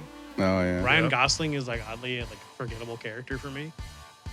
So is Ethan Suplee is in the movie. Yeah. That was the guy who's in. He played Opie in Sons of Anarchy. Yeah. Ryan Hurst. Yes, thank you, Ryan Hurst. Like I don't see him in a bunch of stuff, but this is one of the first films. Like when I saw Sons of Anarchy, I'm like, why does that guy look fucking familiar? He's not a particularly like prevalent leading man. He's always a supporting character. Mm-hmm. So but in this film, he played a fairly lead role. He was like because he was like the lead guy, quarterback or whatever. Yeah, he wasn't the original. quarterback. He was the white quarterback. Yeah. Was he? Okay, he was the original. Okay. Yeah. It's been a long time since I've seen it. Yeah. Yes. Yeah, he's the quarterback, and the black kid that he becomes friends with is like his defensive line. Donald Faison. Yep, I was just gonna say Donald Faison. Ryan Gosling. Ryan Gosling wasn't he the California boy? No, that is see if I can find him here. That is Kip Pardue. Nope. I don't. I'd have to see the face, I guess. Yeah, I know the name, oddly enough.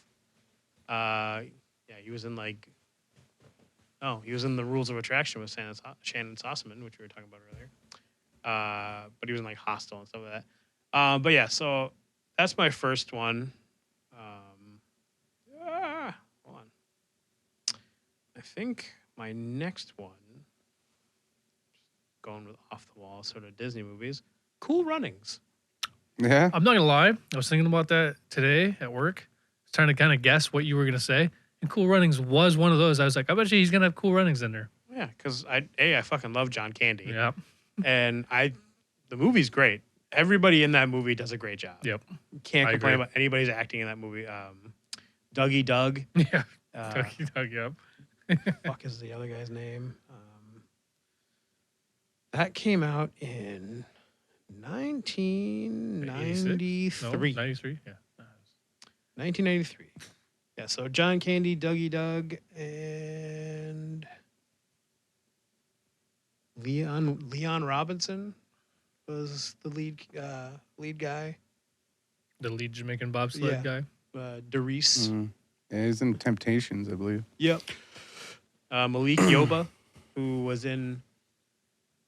I always remember him from like a cop show that he did with another guy, and I can't remember the name of the show, but I remember him being in it. But yeah. Nothing much to say about that. I feel like everybody's seen Cool Runnings. Yeah. To be completely honest. I Pretty mean, it's a straightforward. lovable John Candy type of humor. Yep. Fucking John Candy just beating the shit out of the radio at the pool cue. in the barely beginning. making it work type of Now shit. talk about underdogs. Yeah, because right. Barely making. Yeah. This is Jamaican bobsled. They don't have snow over there. I know, That's that's the whole a- point about this. I always remember that getting off the airplane scene and they're just like bundled up in Yeah. the warmest shit, still It's like, freezing their "Aren't you ass smoking?" off. I'm not smoking. John I'm Candy. breathing. Not breathing. Yep. So yeah. Yeah. It's a classic. It's Mhm. it's a great movie. Of course, it's John Candy for you. Yeah. Right? Fuck yeah. All And right. to me, John Candy always dresses like Uncle Buck. Oh yeah, because he's in always every movie everything he he does. has a fucking trench coat Yep.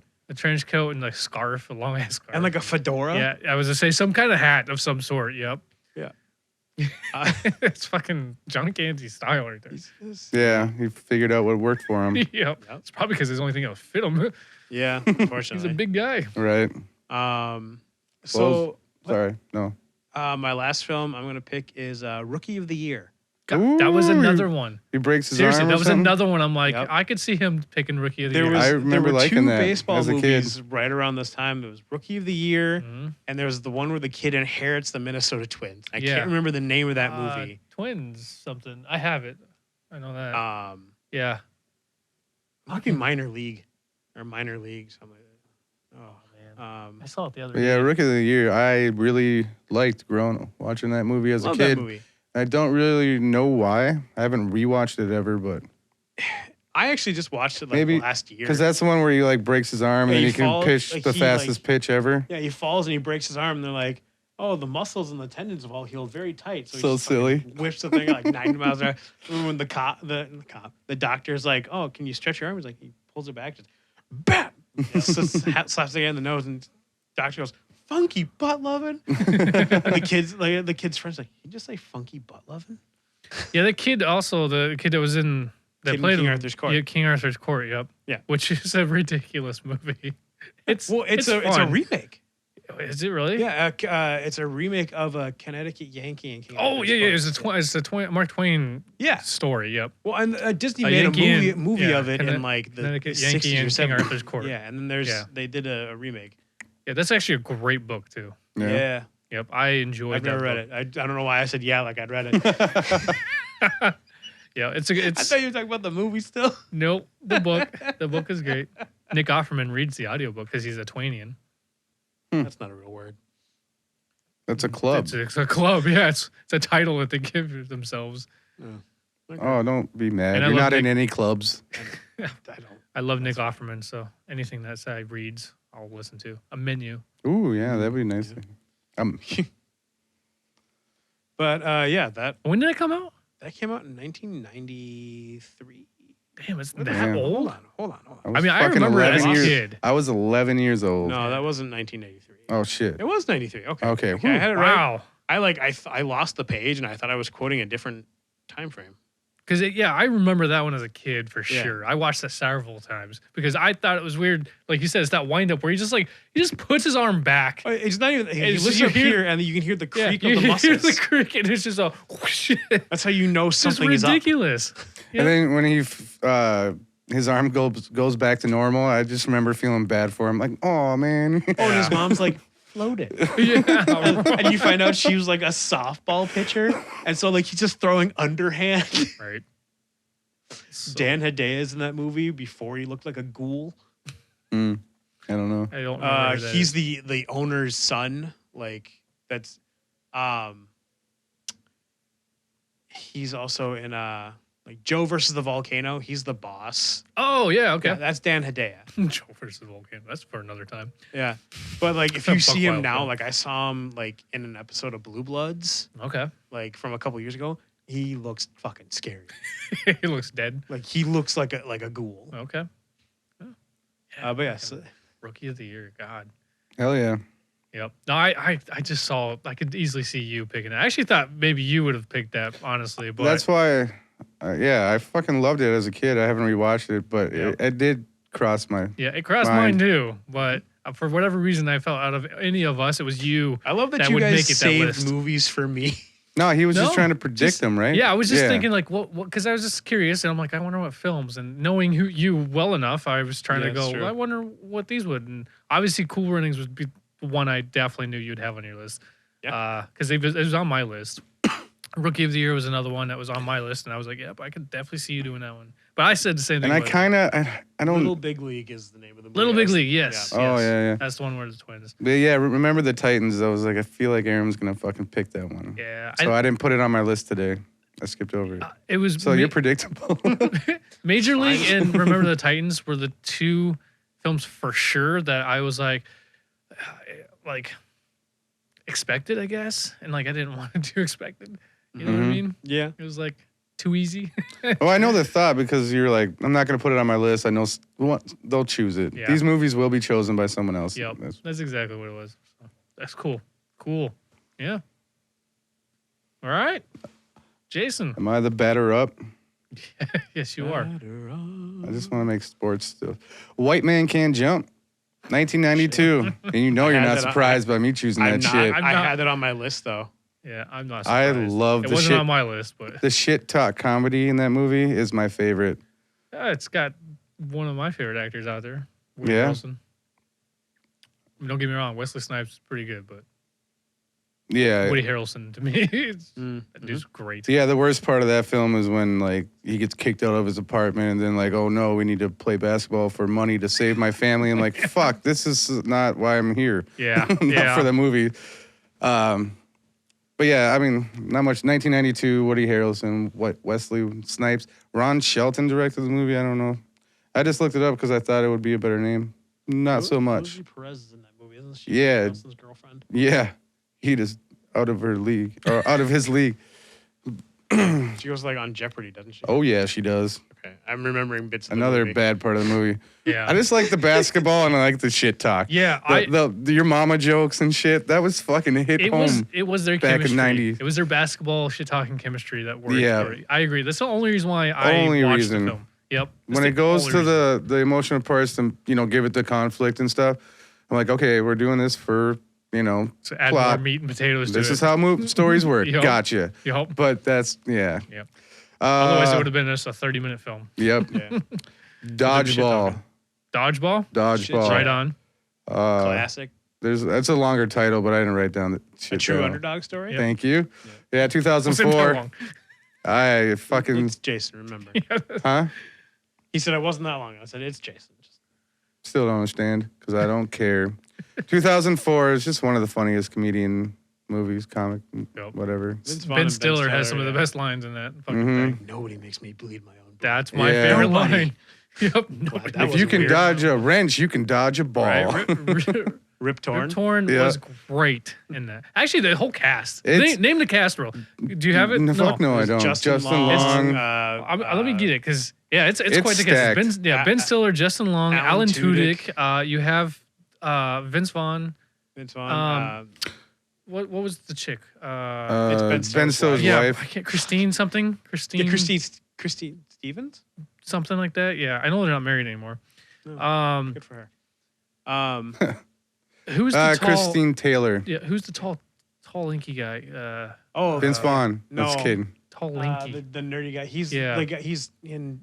He played the robot in Grandma's Boy. Yeah, that guy. I can't remember his name. Careful, Gary Cole. Is that his name? Oh damn.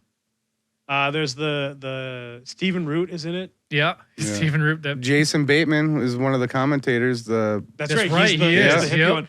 I can't remember the name of the guy. That's the other announcer, but I know him. He's the one that his wife left him or something, right? Who, Jason Bateman character? I don't know, but he just plays this like youngster chewing gum. Like, I don't know, Colin. And just like they're just like so different people. It's a bold move, Cotton. Let's see if it works out. Cotton, for him. that's what it is. Yeah, I can't remember who played Cotton, but I've seen him in so much stuff. But yeah, that whole cast is fucking stacked. Yeah, it was a Ben Stiller movie at the time. He was doing those quirky actually he'd been doing it for a while, but yeah, but this is Justin Long I thought was so pathetic. Oh my god. So pathetic. That whole cheerleader shit. Yeah. He plays a great pathetic Lori loser. Beth Denberg is the cheerleader that squishes him. I remember her from All That. But isn't it his like problem like his face went into a vagina or something? Well, yeah, he had to lift her up. And and she fell on him. And you hear the like, pop. Yeah, they like basically ended up in a 69 position. Oh yeah, Hank Azaria. Yeah, that's right. He played the young Rip Torn, whose name I can't remember. Young Patches. Patches O'Houlihan. Yep. William Shatner makes his little appearance. So does David Hasselhoff and Chuck Norris. Yep, and Chuck Norris. Yep. Fucking Chuck Norris. He plays Chuck Norris. That's right. That's right. Fucking Chuck Norris. Oh, I want to watch this movie so bad. When he's eating the pizza and he's got like the shock thing on his crotch. He's just like trying to like get himself to not eat pizza that way. Oh my god, yeah. And he starts rubbing it on himself. Man, I always forget about Dodgeball. And I don't know why. It's such a clutch movie. It's a great movie. It's like I've forgotten about it too. That's clutch. Yeah. All right. What's your next one? All right. I, Tonya. Yeah. Haven't seen it. I've heard great things about it, but I've never watched it. It is 2018. good. Oh, you have seen it? Oh yeah. Okay. Yep. And Robbie, the hell's her name? Robbie, whatever. Oh, Margot. Oh my god. Fucking great. That's when I remembered her name, and I've seen Wolf of Wall Street, That's when I Big remember Short, her name too. And I've seen this pretty lady before, and I was like, I don't know, she's gorgeous, but when I saw I, Tonya, I was like, who the fuck is this? Because she nailed that character. It was a spot on performance. The lady that played, sorry. My understanding is she can act. Yeah, and this is when it finally hit me when I learned about it. Mm-hmm. The lady that played Tanya's mother, Allison Janney.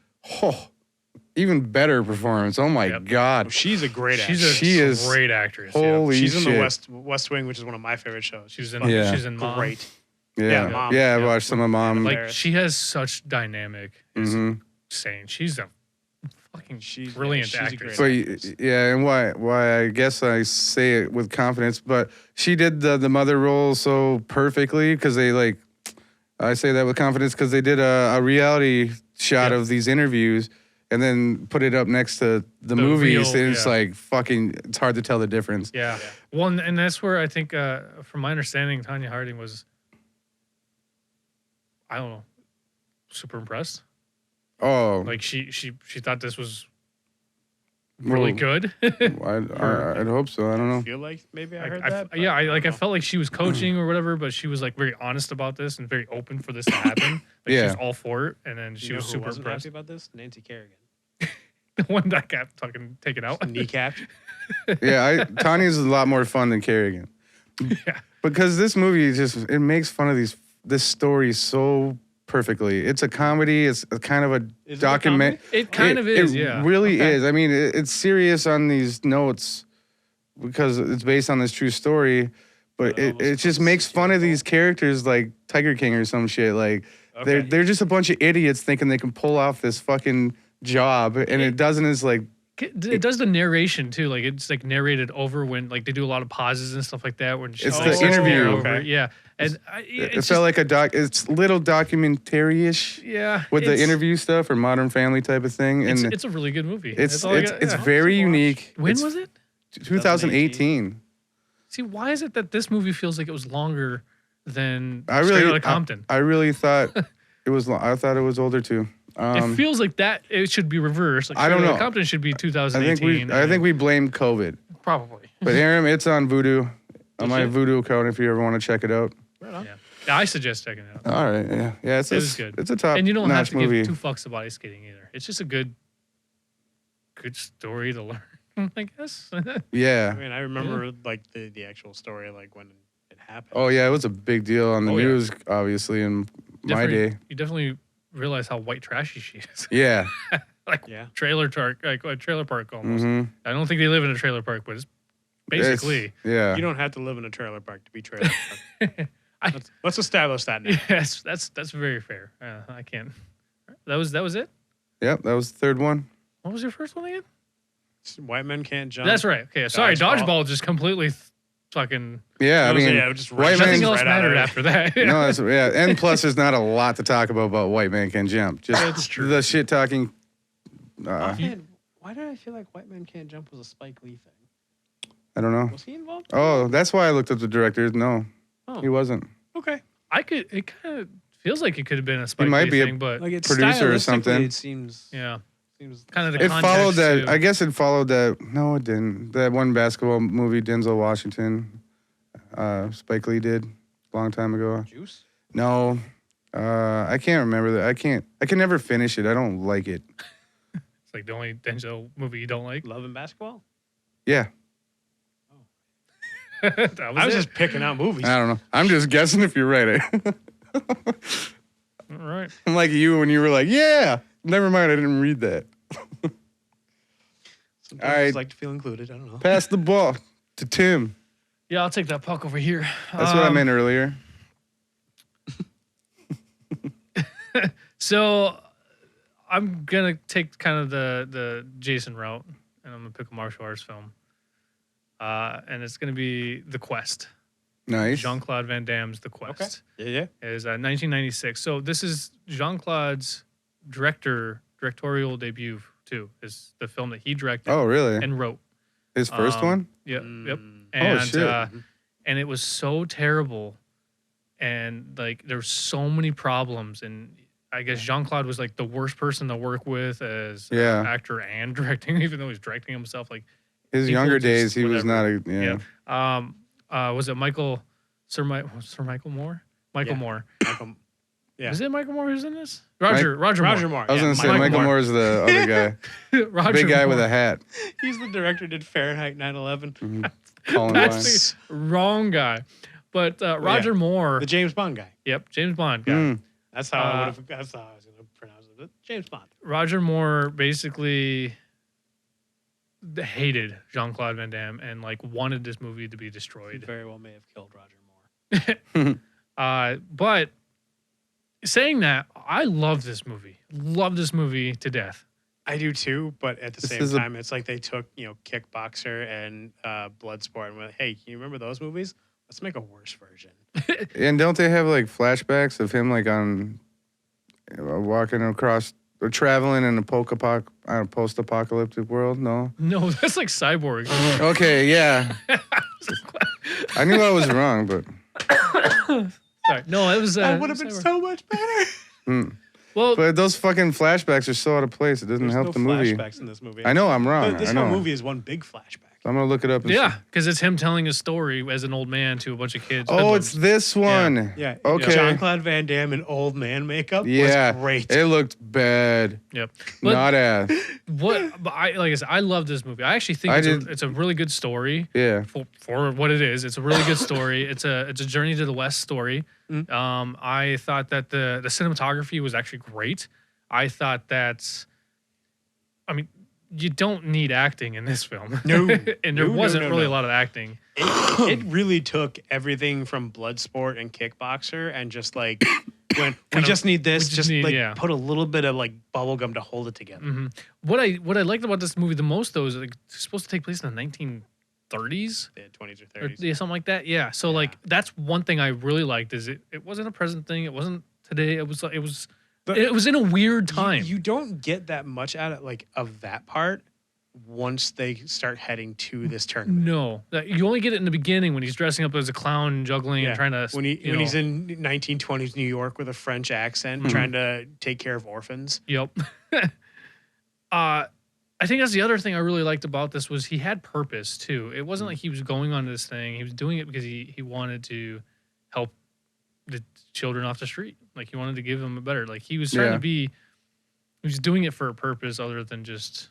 Actually, it had nothing. Yeah, it really didn't have much to do it with himself. Mm-hmm. Yeah. But he was a castaway. He had to run away. You know, and that's he was running from the cops and ended up stuck on a boat. On a boat, and then he learned Muay Thai. He got sold into slavery at Muay Thai camp. Yep. I don't know. I'm just a sucker for this film. And towards the end, when you that's totally Bloodsport for sure. Yeah. But you have the Mongolian who's supposed to be the badass of them all, and I'm like, okay, I can accept that. Yeah. He's a big fucker, and that whole fight. I mean, the whole once I get to the tournament, it's just Bloodsport. Yeah. Yep. And I can't deny that one bit, but I enjoy it. I enjoy just shit out of this film. You also have what was his name? The boxer who I can't remember. James Remar. Yeah, Remar. There you go. He played Dexter's dad. Mm-hmm. He's a great actor. Yep. Yeah, he's talented. He's had some bad films, but and some bad mustaches. Yep. He had a pretty badass mustache in this movie. Yeah.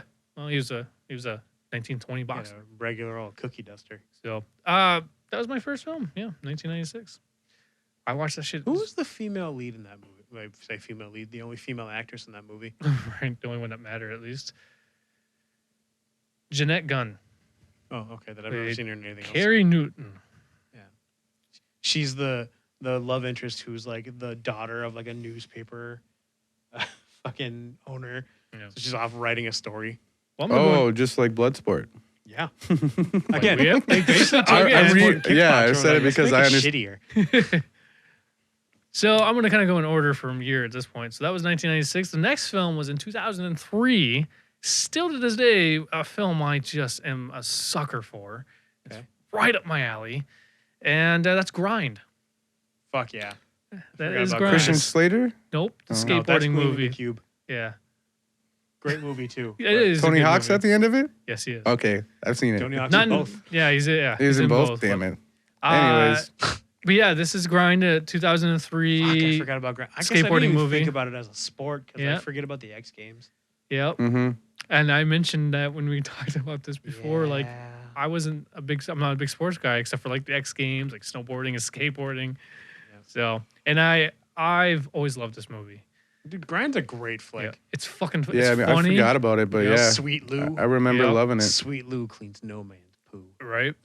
Yeah, and it's got some cast members that like are fairly big names. Mm-hmm. Like you have what was it? Adam Brody. Adam Brody. It was probably Colin Hanks. You know, he's probably like the biggest name in this one right now. Yeah. Joey Kern is the guy, Sweet Lou. He was in like Super Troopers. He was in Cabin Fever. I mean, he's made his appearance here and there. He's a good bit actor. He never plays like a lead role. Yeah, I don't think I've ever seen him in anything major. And then you have Mike Vogel, who's pretty prominent as well, and he's the one with the cast, right?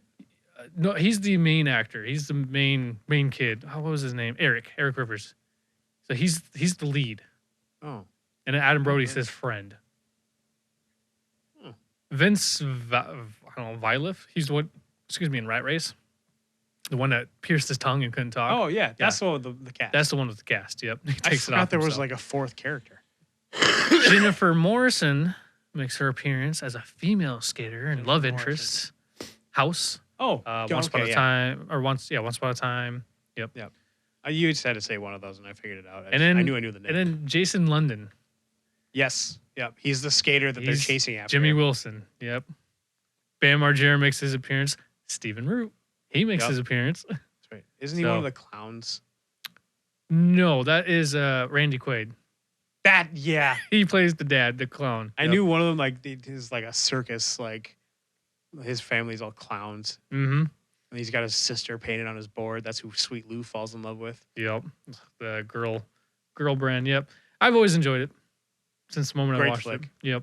It was fun. It was ridiculous. And I was a skateboarder, so it was perfect. Especially at that time. Right. Right. It was perfect for me. This is my life. This is my life at that time. Yep. Except I didn't want to become this big old hotshot skateboarder. So my next one is a 2007, and that is Blades of Glory. Yeah. That's fucking funny. Yep. I am a sucker for this film. It is funny. Mhm. Yeah. It is entertaining as shit. As a Will Ferrell and John Heater Napoleon Dynamite. John Heater. movie, like, I just think this movie is hilarious. Who are the villains? It's Amy Poehler and who are the villains? And Will Arnett. Will Arnett. Mm. Okay. I Yep. couldn't Yeah, they're remember. probably And the- married at the time. Yeah. Probably, yeah. I Yeah. didn't even know they were married, but that would be Yeah, I they didn't know were. married, but I mean, if they were, then yeah, that's They're probably great. about right. Yeah. They were great in this. I knew And then- Amy Poehler was the female villain. I just Yeah. couldn't remember who Then the. you have Jennifer Fisher, who played the love interest Of course. Yeah. for, I think it was John Heater's character who plays the love interest. I don't remember. I just remember him at the beginning, like when John Heater performs, and like his dad gives him Skittles as a reward. Craig T. Nelson, Coach. Hell yeah. Yep, he's in this. He plays Coach, or the yeah. coach, their Mhm. coach. I don't know Mhm. what the fuck you. And then you have William Fichtner. I think is how I you know say that his name. Yeah. So he's in fucking everything, and I love this guy. He was in Mom, the show Mom. He was the boyfriend, the crippled boyfriend. He was in like A Perfect Storm, Drive Angry. Like this dude's in every fucking thing. He's Yeah. just he's John Heater's dad. Okay, yeah. yeah. Nick Swartzen. The guy that unadopts him. Yep, Nick Swartzen is in it. Yeah. And then was it Romany Malco who plays in Weeds and 40-Year-Old Virgin? Oh yeah. Yep, the black Romany guy. Malco, Yep, and he's in it. Yeah, Forget Andy his Richter. name. Yeah, Rob Corddry. Cordry, yeah. Corddry. Okay, Cordry. Yeah, hot tub. Yeah, it's just I think this movie's hilarious, It really is. and it's so underrated.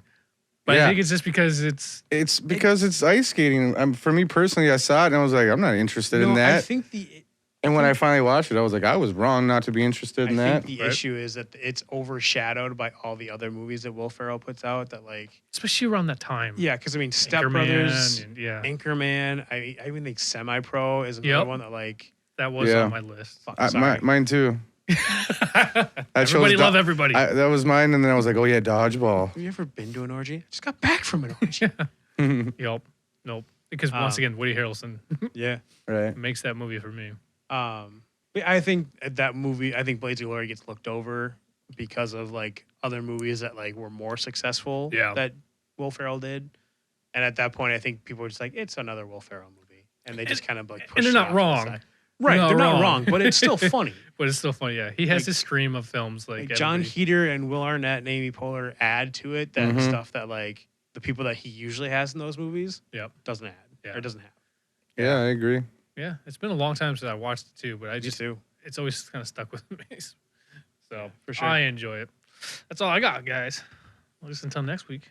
Yeah. Do we need to choose a Yeah. What collective what favorite? would we do for a collective out of all? On my list, it would be dodgeball. I would throw in the Yeah. pot. What would you think? Am I taking off of my list or just As a collective, what would you think it would be? Oh fuck! I think I got too amped up for dodgeball to not say dodgeball. That's what I mean. Yeah. Yeah. I mean, I can't deny it. I think I I mean- just got too amped up for it. I can't deny it. I think Dodgeball would be, as a collective, would be, if we were to sit down and watch any of these movies first, at least. Oh yeah, And our be collective howling. genre is Yeah. comedy. So. Yeah. So, yeah, it's true. We've talked about that. So, yeah, Dodgeball. I think it is.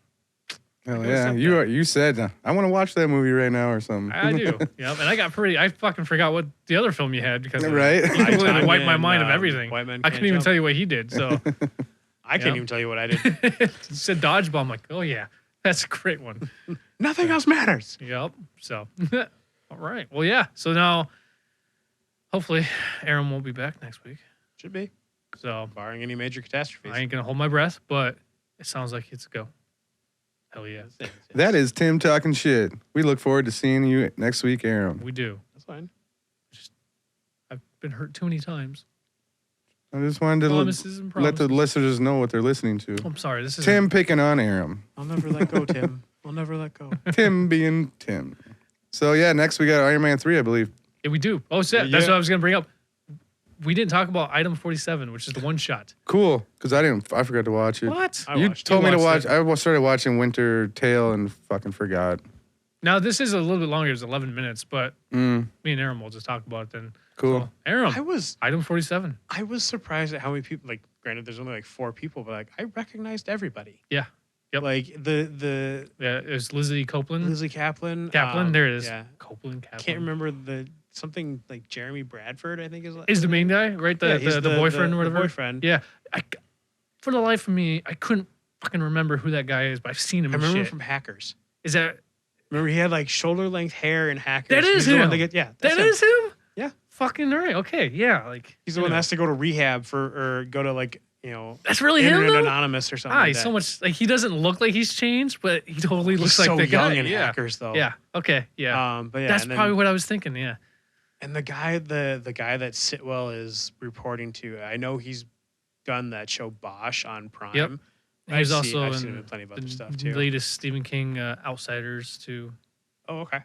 with Jason Bateman. Oh, right on. Yep. Yeah, I haven't watched that He yet. plays the cop, detective, whatever. Yeah, he's in some stuff. I don't think he's anything special, but I'd like to say Bosch, I think is his biggest claim that's- to fame right yeah, now. it is Bosch. Yeah. Yeah, I Yep, don't. Same But guy. otherwise than that, I don't think he's been in anything truly magnificent. Yeah. Yeah. I see him in tons of stuff though. He's a pretty good actor. So, what was this one about? Was this item 47? So this whole thing, item 47, essentially, start with the couple, Jeremy Bradford and Lizzie Kaplan, in the car talking about like, I'm kind of nervous. I don't think we should do this. And you find out that they basically got one of the Chitauri's Chitauri? Yeah. Chitauri, whatever. One of their blasters, and Jeremy Bradford figured out how to make it work. So like they run into a bank and just rob it with the blasters. They're blowing shit up in the bank, and Apparently, they were hitting a bunch of places, and yeah, they did a little montage. right.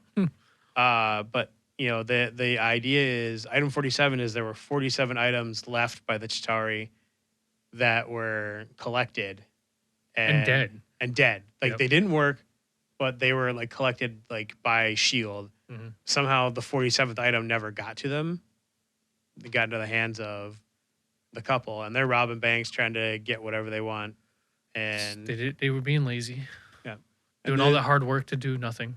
this Agent Sitwell essentially is like the new Colt. Like Bosch even calls him Coulson at first for a second. He's Sorry. like, sorry. Horse habit.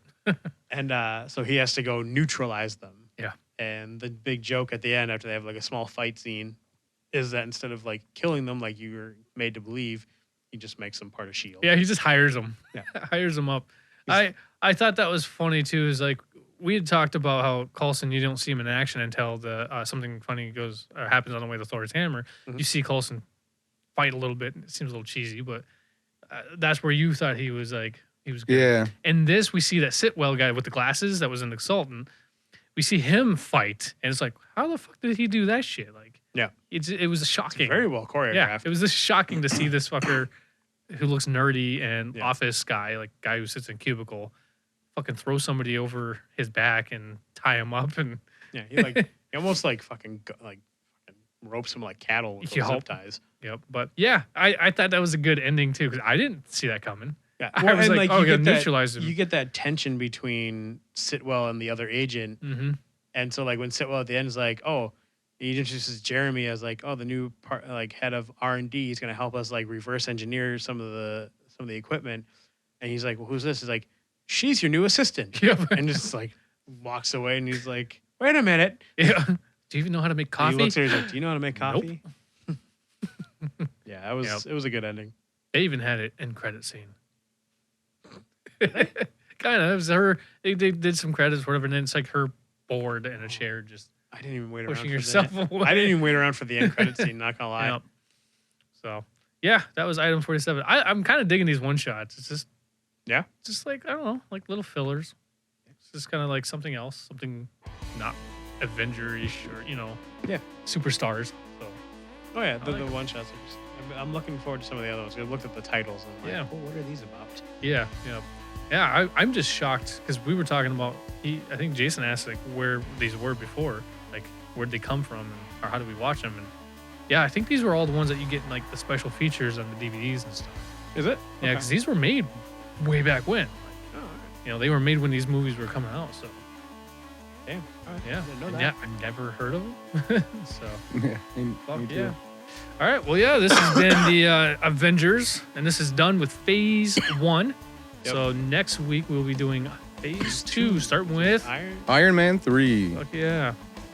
I remember liking this one a lot more than the second. So That's because you like Guy Pearce. that is true. I like Guy Pearce a lot. Yeah. So and then we're gonna go to our third week Sports ball. of Sparks Balls. I mean bars. I mean stuff. Films. Yeah, there you go. Yeah. Yeah. Sports videos. Competition. Yeah. So I'll make sure to wear a jersey for this one. I have 0. I don't have I any. don't have any. I don't What have a a jersey. terrible subject for us to pick. I'll just face paint and body paint. I made it clear on episode 4. March Madness came to mind. No one else had a better idea. It's true. So here we There are. we are. Time travel is next March. Right. Right. We can go back in time Yep. and regret fucking doing this one. Yeah, I can do Whatever. some time travel stuff for There's sure. plenty of time travel movies we can hit. up. Absolutely. Some good ones out there for sure. Some terrible ones that are pretty good too. Hmm. All right, well, this has been another episode of B&B Banter Bros Goes to the Movies, and we will catch you next time. Peace. Hurt feelings make me laugh.